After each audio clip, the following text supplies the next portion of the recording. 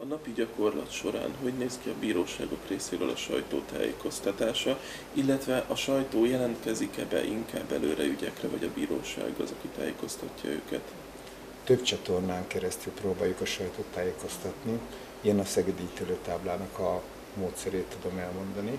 A lényege az, hogy én minden héten előre alaposabban áttanulmányozom azt, hogy milyen ügyek várhatók a következő hétre, és mivel én korábban, mint újságíró dolgoztam, ez egy nagyon nagy előny jelent, mert sokkal jobban érzem azt, hogy mik azok a témák, amelyek foglalkoztathatják a sajtót, amire hogy ezt a szóhasználattal, hogy ezzel a szóhasználattal éljek, amire rámozdul a sajtó a mai világban.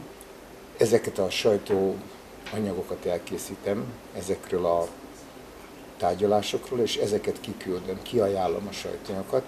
Nagyon sok szerkesztőséggel tartom a kapcsolatot, mivel 3 megye tartozik a Szegedi ítélőtáblához, Csongrád megye mellett Békés és Bács-Kiskun megye, körülbelül 70-80 azoknak a szerkesztőségnek a száma, amelyek mindig megkapják előre az ajánlatot. Itt lényegében összefoglalom az ügyet, azt, hogy az első fokon milyen ítélet született, és akkor ez alapján ők nagyon sokan felhasználják már előzetesként, tehát közlik, hogy milyen tárgyalás várható az ítéltáblán, nagyon sokan pedig megvárják az ítéletet, mert amikor az megszületik, akkor készítek egy újabb sajtóanyagot erről az ügyről, kiegészítve az ítélettel és annak indoklásával, és ez eljut a szerkesztőségekhez.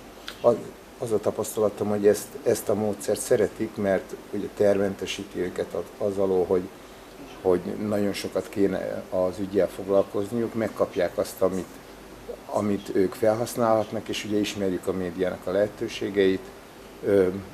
Az elektronikus média viszonylag rövid, 1,5-2 perces riportokba tudósít még a legnagyobb ügyekről, és ha híradókat készítenek, de ugyanakkor a valakinek az a szándéka, hogy egy nagyobb anyagban akarja földolgozni ezeket a pereket, arra is megvan a lehetősége, mert utólag még plusz információkat kérhet. És mik azok, amik konkrétan, milyen ügyek, amik legjobban érdeklik a sajtót? Vannak-e olyan, amik permanensen állandó jellege, illetve van-e szakaszos érdeklődés, idényi érdeklődés?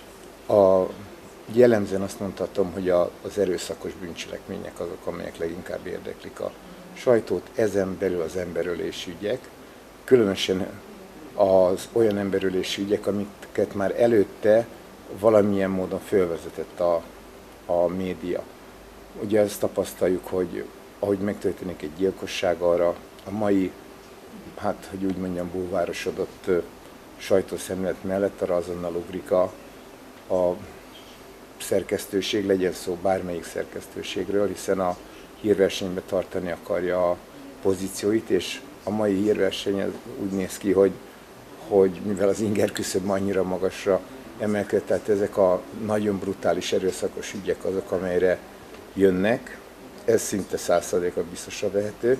A másik az, hogyha ismert ember kerül a vádlottak padjára, az szintén még nagy érdeklődésre tart számot. Emellett a gyermekekkel szemben elkövetett bűncselekmények, gondolok én ilyenre, mind a fajtalanság, nemi erőszak, tehát tulajdonképpen ezek is az erőszakos bűncselekmények csoportjába sorolhatók, és változó érdeklődést mutat a sajtó a nagyobb gazdasági bűncselekmények iránt. Itt gondolok az adócsalásra, a különböző hamisításokra, és hát emellett néha egészen váratlan tárgyalásokon is előfordulnak. Bocsánat, egyet kifelejtettem, ez pedig a kábítószerügyek. Sajnos manapság már szinte napi gyakorlattá válik egy ítélőtábla életében, hogy kábítószeres ügyben kell neki ítélkeznie, és mivel a jogszabályok annyira szigorodtak a kábítószeres ügyeknél, és nagyon magas büntetési tételeket szabnak ki, ezért ez is a sajtó érdeklődésének a középpontjába kerül. Amikor kidolgoz, tehát amikor ugye az előzetes anyagot elküldi, De hát mondjuk akár ugye itt arról van szó, hogy nem feltétlenül jelenik meg a sajtó, mint az előzetes, mint pedig az ítéletet ugye ön, illetve önök írják meg. A személyiségi jogokra mennyire kell odafigyelni, például nevet hogy szoktak leírni, illetve az egyéb körülmények mennyire nyilvánosak, mennyire lehet tájékoztatni erről a sajtót. Ez egy nagyon fontos kérdés, és ez rendkívül vitatott kérdés is sok tekintetben. Az alaphelyzet az, hogy a nevet az mindig monogrammal jelöljük, tehát a családnevet, és a második nevet azt kiírjuk, még abban az esetben is, hogyha nagyon ismert személyről van szó. Mert elvileg a bíróság nem adhatja ki. Tehát hogy a legutóbbi példát említsem, amikor Stadler Józsefnek most a második elítélése volt, ugye mindenki pontosan tudta, hogy kiről van szó. Már a beharangozóba is, ugye én hiába úgy küldtem ki, hogy S. József akasztói vállalkozó, ezt az egész sajtó úgy, hogy holnap kezdődik a Stadler per. Ennek a kockázata, innentől a sajtó kockázata, mert hogyha fölmentik, akkor Stadler indíthat személyiségjogi pereket velük szemben. De tehát mi nem adjuk ki soha, viszont ha megvan a jogerősítélet, akkor az a bevett szokás, és akkor már természetessé válik, hogy a teljes névvel adjuk ki. Ennek a különbségnek az az oka, hogy a kettő között lezajlik egy tárgyalás, ami nyilvános. Tehát onnantól kezdve én hiába titkolóznék azzal, hogy ez az akasztói vállalkozó S. József volt, miközben lenn van a híradó, vagy a kékfény, és akkor ott veszi az adást, és hallja, mivel nyilvános a tárgyalás, hallja, hogy Stadler József vádlottal szemben járunk el. Tehát akkor ezek után én miért írjak S. Józsefet, vagy bármelyik kollégám, aki ezzel foglalkozik. Minden jogerős döntés után egyébként ez a lehetőség fennáll, hiszen a büntetések egy idő után például elévülnek.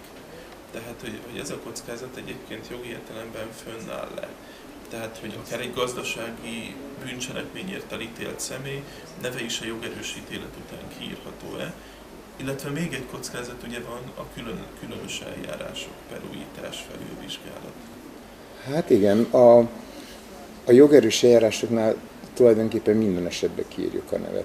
Az, amire utal, annak az a lényege, hogy egy régi ügyet veszünk elő, tehát mondjuk valaki, mert nagyon sok ilyen is van, hogy olyan ügy iránt érdeklődik, ami sok évvel ezelőtt történt, hogy akkor már közölhetjük-e a teljes nevét az illetőnek, aki lehet, hogy éppen már szabadult is a börtönből, tehát letöltötte a börtönbüntetését. Mi azt a gyakorlatot folytatjuk, hogy akkor már nem adjuk meg a teljes nevet.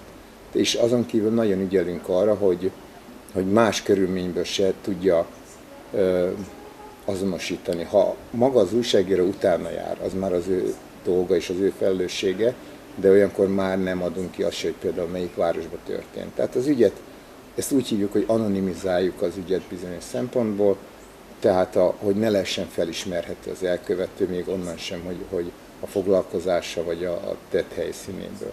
Ilyenkor jön az, hogy egy alföldi kisvárosban történt az egész eset, ugyanis a tanulságát akarják feldolgozni, vagy legalábbis az esetek többségében itt ilyenkor már ez a lényeg.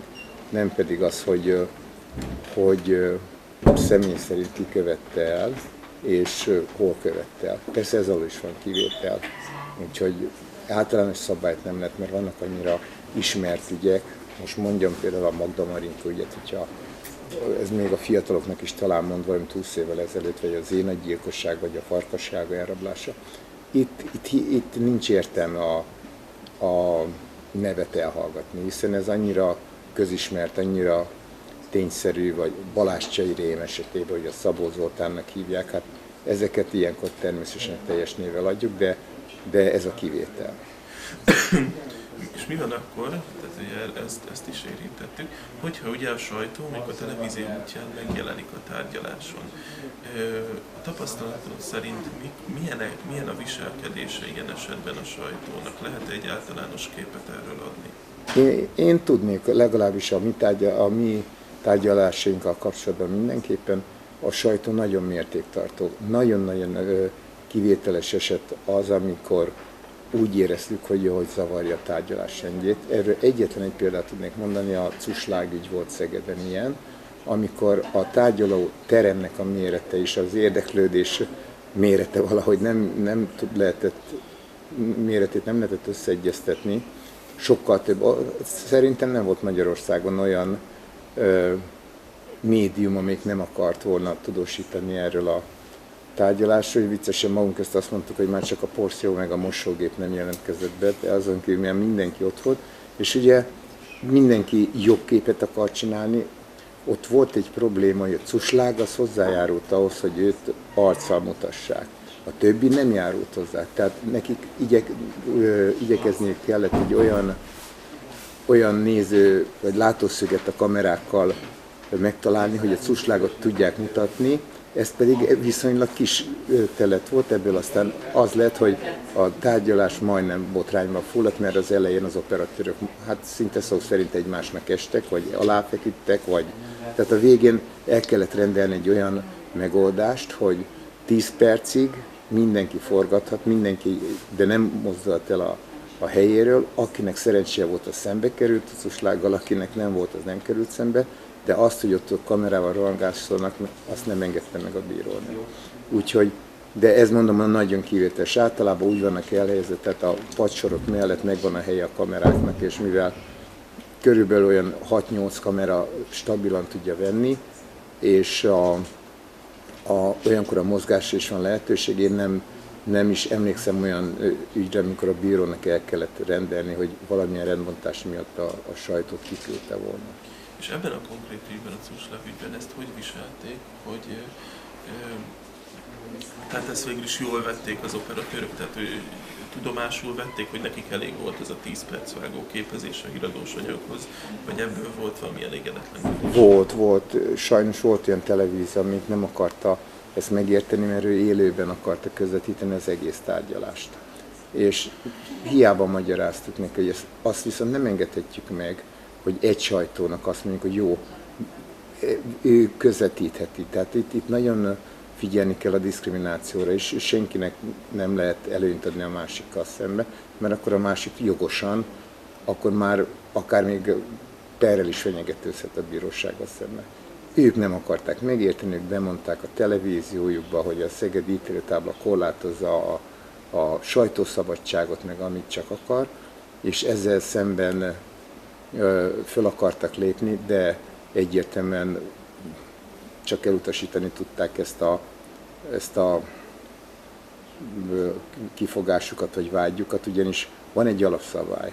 A bírósági tárgyalóteremben a parancsnok mindig a bíró. És az ő szava dönt. Ugyanis nagyon kiválóan indokolta meg a bírónő, ennek a tárgyalásnak nem az a lényege, hogy kiszolgáljuk a médiát, és egyetlen tárgyalásnak sem az a lényege, hanem az, hogy döntsünk arról, hogy az ott megjelent vádlott bűnös vagy nem bűnös. Tehát ez a legfontosabb szerepe egy bírósági tárgyalásnak. A sajtó néhány munkatársa néha azt hiszi, hogy mint negyedik hatalmi ág, akkor tulajdonképpen nekünk arról kéne gondoskodni, hogy nekik minél jobban működjön ez a tárgyalás. De mondom, hát ezt a torzsnézetet csak nagyon kevesen és nagyon ritkán vallják. De nem, hát 8 éve dolgozom sajtótitkárként, és azt kell, hogy mondjam, hogy teljesen jó a kapcsolat a sajtóval. Tehát teljesen megértőek, ők is a tapasztaltabb kollégák, itt legyen szó újságíróról, operatőrről, pontosan tudják, hogy vannak olyan játékszabályok, amit be kell tartani. És ezért mind az életben, hogy a KRESZ-ben is ugye az emberek nagy többsége betartja, egy kisebb százaléka nem, tehát nem különbözik ez a mai magyar valóságtól. Volt olyan egyébként, amire jött volna, illetve fölvezetem ezt a kérdést inkább úgy, hogy kin keresztül jelentkezik rajtad, keresztül jelentkezik be a sajtó, ha akar jönni, vagy konkrétan megjelenik. Mondjuk nem a cuslágügynél, hanem egy olyan helyen, ahol hirtelen megjelennek, és a bírói tanács elnökétől engedélyt kérnek, vagy rajtad keresztül lépik meg ezt a kérdést, illetve a másik része, hogy volt-e olyan, hogy megjelent a sajtó, de mondjuk valamiért nem volt nyilvános a tárgyalás egy része vagy egésze? Akkor az első kérdésre azt válaszolnám, hogy az általános tapasztalat az, hogy én kiküldöm az anyagot, mint említettem az előzetest, erre ők nem jeleznek vissza, hogy jönnek vagy nem, hanem csak megjelennek a tárgyaláson, és ott a tárgyaláson jelentik be a kérelmüket, hogy szeretnének kép- és hangfelvételt készíteni. Ez mindig hozzájárul a bíró, ugye tudni kell, hogy a tárgyalásnak vannak olyan szereplői, akiktől nem kell erre engedélyt kérni, ez maga a bírói tanács, az ügyvéd, az ügyész, de már a szakértőnek is megkérdik, hogy hozzájárul-e az elítélt, vagyis pontosabban akkor még vádlott, és a felügyelők a hétköznapi szó használta börtönőröktől is engedélyt kell kérni. Na most ilyenkor ez fölteszi a bíró a kérdést, hogy ők hozzájárulnak, ha nem járulnak hozzá, akkor ők nem szerepelhetnek a felvételen. Hozzájárulnak, ez a ritkább egyébként, a börtönőrök soha nem járulnak hozzá, az elítélteknek, vagyis a vádlottaknak általában olyan, mondhatnám, olyan 95%-a nem járul hozzá, hogy szerepeljen, és akkor ezek a bírósági anyagok, ezeket láthatja a közönség úgy, hogy letakart arccal megy adásba. Ez volt ugye az első része, a második. Volt-e olyan, hogy megjelent a sajtó, és nem nyilvános? Igen, volt olyan, tehát ha maga a tárgyalás eleve nem nyilvános, akkor azt már nem is küldöm ki sajtóanyagba. Pontosabban kiküldöm, de úgy jelezve, hogy a tárgyalás nem nyilvános. Tehát ebből ők értik, hogy nincs értelme megjelenni. Úgy is megkapják majd utána az ítélettel együtt a második anyagot. Milyen ügyek ezek? Ezek általában kiskorúakkal szemben elkövetett fajtalankodás, nemi erőszak, tehát olyan, ami valamennyi a személyiségi jogot különösen védeni akarja a bíróság. De ebben az esetben is azért valljuk meg őszintén, a legtöbb ügy az úgy kezdődik, hogy nyilvános, és eljut egy bizonyos pontig, amikor az ügyész vagy az ügyvéd kéri, hogy ne legyen a következőkben nyilvános. Tehát azt az úgynevezett bizonyos vágóképet, amit el akarnak készíteni, ott az el is készül. Tehát innentől kezdve pedig nekik már ez nem okoz problémát, hogy a tárgyalás további része nem nyilvános. Felvetették egy párral a szakmán belül is, hogy mondjuk a tárgyalások zárt láncú közvetítéséről, mit gondolsz? Ez egy nagyon problémás ügy, mert a sajtónak egy dolgot tudomásul kell vennie, hogy ez miért nem működik. Képzeljünk el egy szituációt, hogy berendelnek egy ügyben mondjuk 5 tanút. Ez úgy néz ki ugye az eljárás alapján, hogy amíg az egyik tanút kihallgatják, addig az összesnek ki kell mennie. Hát ez logikus ugye a büntető eljárás szempontjából, hogy ne hallja azt, hogy a másik tanú mit val, miről számol be, és ne tudja ahhoz igazítani a saját tanúvallomását. Ha most van ez az átláncú közvetítés, mondjuk a másik teremben lehet közvetíteni egyszerűen beül az a másik 4 tanú, és akkor végighallgatja. De ez nem is úgy működne, hanem hogy nem engednék be a kamerákat, hanem kiadnak egy központi anyagot egy tárgyalásról. Ami, bocsánat, úgy zárt láncú, tehát hogy a bíróságnak egy központi anyaga készül a tárgyalásról, képfelvétel. Hát nem tudom, én szerintem ezt nem igazán látom, hogy ez mennyire lenne járható út. Ez már szerintem bizonyos szempontból korlátozása a sajtószabadságnak. Utána ezt a felvételt hogy tudja használni? Tehát az nem tudom elképzelni, egy operatőr akkor elkéri ezt az átláncot, és akkor abból vág össze végül a szerkesztő egy képanyagot. Tehát őnek is saját tudósításra van szüksége. Én azt hiszem, hogy ez a módszer, ami most működik, ez jó, de hát ez is országonként változik. Hát a legnagyobb sajtószabadságra ugye mindig hivatkoznak, hogy a hazája az Egyesült Államok. És akkor mit látunk, hogy egy csomó perben vannak államok, ahol csak rajzolókat engednek be. Tehát ez alapján tudnak képanyagot biztosítani hozzá. Tehát más államban meg élőre közvetítik. Szóval igazán az egész világon nem tudtak kialakítani gyakorlatot erre. Mi a helyzet a hallgatósággal? Őket engedélyük nélkül lehet-e mutatni a tévékameráknak? A hallgatóságba, aki beül, az azzal tulajdonképpen vállalja, hogy egy nyilvános eljárásnak a szereplőjévé válik. Tehát őket lehet mutatni. Ott is megvan a lehetőség az, hogy ne kerüljön be az adásba, még pedig annyi, hogy ha látja, hogy tévéfölvétel kész, akkor föláll és kimegy a teremből. Tehát ilyenre nem egyszer volt példa. De arra még soha nem láttam példát, hogy valaki a tárgyaló teremben kifejezetten fölállt volna, hogy a hallgatóság soraiból, hogy őt nem mutassák. Ugyanis nem szereplője a pernek, tehát ő kíváncsiságból megy be. És hogyha ez bemegy kíváncsiságból, én azt tudom hasonlítani, hogy ha egy színházi közvetítésnél pásztáz a kamera a nézőközönség soraiba, ott sem tiltakozik senki. Tehát nem, de ebből nem is fog se a problémák. Ja, köszönöm.